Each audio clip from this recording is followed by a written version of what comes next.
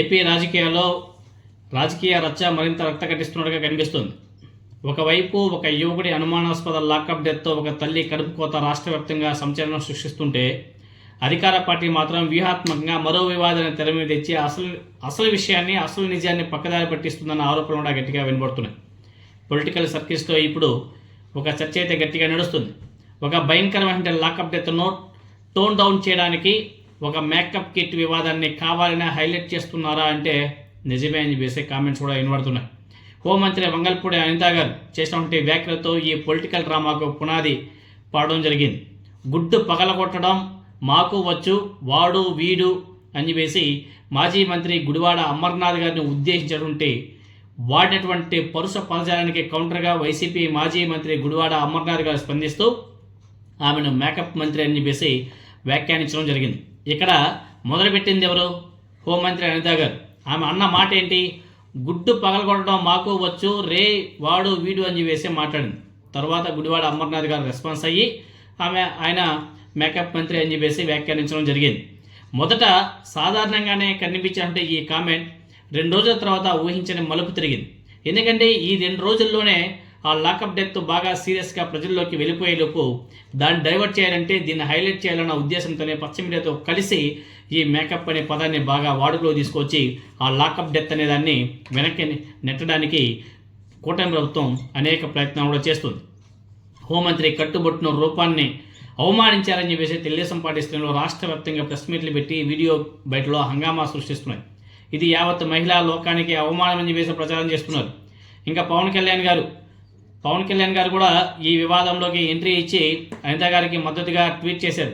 మహిళల పట్ల గౌరవంగా ఉండాలని చెప్పేసి ఆయన హితబోధ చేస్తున్నాడు. అయితే అమర్నాథ్ గారు మాత్రం తాను కేవలం ఒక వ్యక్తి యొక్క అహంకారాన్ని మాత్రమే ప్రశ్నించాను, మహిళలను ఉద్దేశించి అన్న మాటలు కావు అని చెప్పేసి ఆయన క్లారిటీ ఇచ్చాడు. అయినప్పటికీ తెలుగుదేశం పార్టీ, జనసేన కూటమి దీన్ని వదలడం లేదు. ఎందుకంటే ఆల్రెడీ లాకప్ డెత్ అది బాగా ప్రజల్లోకి వెళ్ళిపోయింది కాబట్టి దాన్ని డైవర్ట్ చేయాలి, కాబట్టి దీన్ని హైలైట్ చేయాలన్న ఉద్దేశంతోనే అలా ముందుకు తీసుకెళ్తున్నట్టుగా కనిపిస్తుంది. అదేవిధంగా మాజీ మంత్రిని అరెస్ట్ చేయబోతున్నారని చెప్పేసి కూడా లీక్లు కూడా ఇస్తున్నారు. దీన్ని బట్టి మీకు అందరూ కూడా అర్థమైపోయింది సిచ్యువేషన్ ఏమిటి అనేసి. ఎనీహౌ, కృష్ణలంక లాకప్ డెత్ సంచలనం, ఈ మేకప్ వివాదం వెనుక అసలు గేమ్ ప్లాన్ ఏంటో విజయవాడ కృష్ణలంక పోలీస్ స్టేషన్ ఘటన ఏదైతే ఉందో అది బయటపడడంతో అర్థమవుతుందని చెప్పేసి చాలామంది విశ్లేషకులతో కూడా మాట్లాడుకుంటున్నారు. జనసేన పార్టీకి చెందినటువంటి కాపు సామాజిక వర్గ యువకుడు గాదే సాయి కృష్ణ అనే 26 ఏళ్ల యువకుడు పోలీసులు అక్రమంగా కస్టడీలోకి తీసుకుని లాకప్ డెత్ చేశారనే వార్త ఏపీలో ఒక దావాగ్నిలాగా వ్యాపిస్తుంది. అంతటితో ఆగకుండా శవం కూడా దొరకకుండా పోలీసులు దహనం చేశారనే బలమైన అనుమానాలు కూడా వ్యక్తమవుతున్నాయి. ఒకగానొక కొడుకు 4 రోజులుగా కనిపించకపోవడంతోనే ఆ తల్లి కన్నీరు మున్నీరవుతుంది. నా కొడుకు బతికి ఉంటే ఒకసారి నా కళ్ళకు చూపించండి, చంపేసి ఉంటే కనీసం అట్లీస్ట్ మృతదేహాన్నైనా సరే ఇవ్వండి అని చెప్పేసి మేము కల్లారా మొహాన్ని సరే చూసుకుంటామని చెప్పేసి ఆ తల్లి ఆవేదన చెందినటువంటి దృశ్యాలు సామాన్య ప్రజలను కూడా కలిసివేస్తున్నాయి.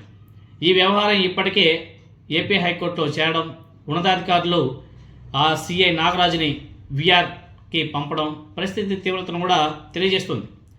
ఏ తప్పు జరగకుండా ఉంటే ఆ సీఏ గారిని విఆర్కి పంపించాల్సిన అవసరం ఏమొచ్చింది? విఆర్ అంటే ఏంటి? Vacancy reserve. పంపించాల్సిన అవసరం ఏమొచ్చింది? తప్పు జరిగింది కాబట్టే కదా వీళ్ళు విఆర్కి పంపించడం జరిగింది. అసలు విఆర్కి పంపించడం ఏంటి? వాళ్ళ మీద ఇన్వెస్టిగేషన్ చేసి తప్పు చేసింటే తీసుకెళ్ళి బొక్కలో వేయాల్సింది పోయి విఆర్కి పంపించడం ఏంటి? సొంత కూటమికి, సొంత పార్టీ జనసేన పార్టీకి చెందినటువంటి యువకుడే పోలీస్ కస్టడీలో మరణించాడనే ఆరోపణలు రావడం, పోలీసుల వ్యవహారం బయటపడడం చంద్రబాబు నాయుడు గారి ప్రభుత్వ ప్రతిష్టకు తీవ్ర భంగం కలిగించే అంశం.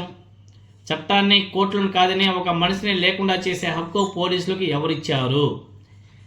రాష్ట్రంలో అంబేద్కర్ రాజ్యాంగం నడుస్తుందా, లేకపోతే రెడ్ బుక్ రాజ్యాంగం నడుస్తుందా అని చెప్పేసి ప్రతిపక్షాలు, అదేవిధంగా న్యాయ నిపుణులు గట్టిగా కూడా నిలదీస్తున్నారు. ఈ ప్రమాదం, ఇది ప్రమాదం కాదు, ఇది పెను ప్రమాదం. ఇటువంటి పెను ప్రమాదం నుండి తప్పించుకోవడానికి కూటమి ప్రభుత్వం ఈ మేకప్ అనే పదాన్ని తీసుకొచ్చి దాన్ని తెర మీద తీసుకొచ్చి పెద్దగా చూపించడానికి ప్రయత్నం కూడా చేస్తున్నట్టుగా చాలా స్పష్టంగా అర్థమవుతుంది. రాజకీయాల్లో డైవర్షన్ పాలిటిక్స్ కొత్త ఏం కాదు, కానీ ఒక యువకుడు ప్రాణం పోయిందనే ఆరోపణలో ఒక తల్లి కన్నీటి రోదనల కంటే ఒక రాజకీయ విమర్శ పెద్దదిగా చూపిస్తూ సోషల్ మీడియాను, మెయిన్ స్ట్రీమ్ మీడియాను నింపేయడం ఎంతవరకు సమంజసం అనేసి ప్రశ్నలు కూడా వస్తున్నాయి. దీని మీద మాట్లాడాలి.